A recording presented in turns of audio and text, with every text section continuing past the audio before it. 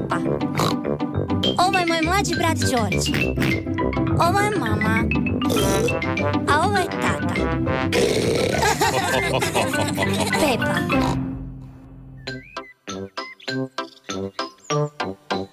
Kompost.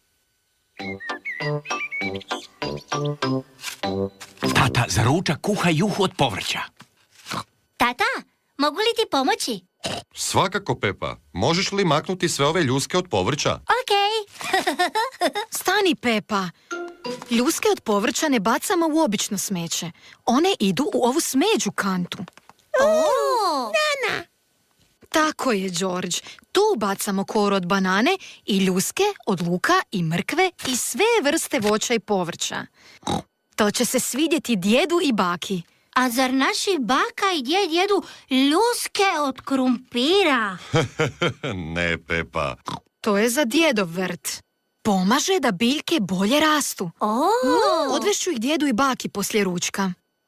Super!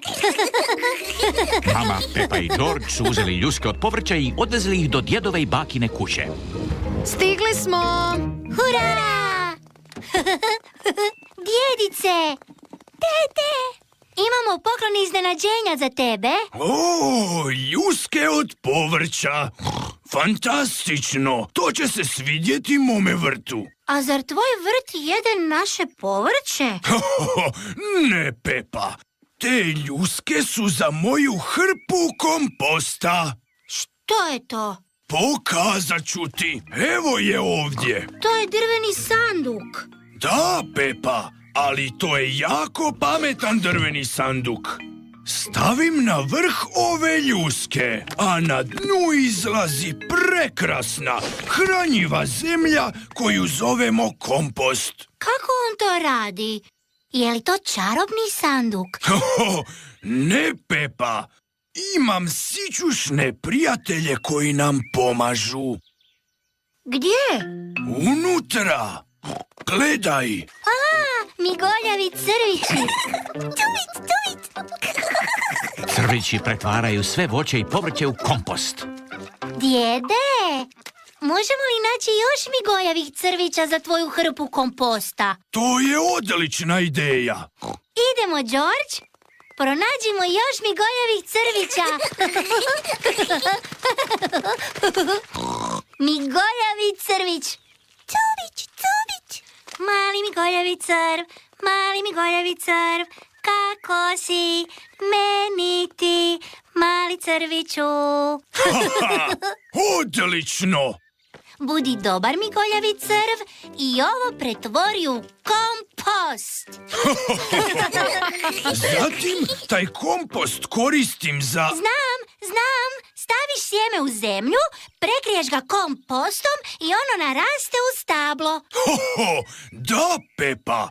A kad smo kod stabala, mogli bi pomoći baki.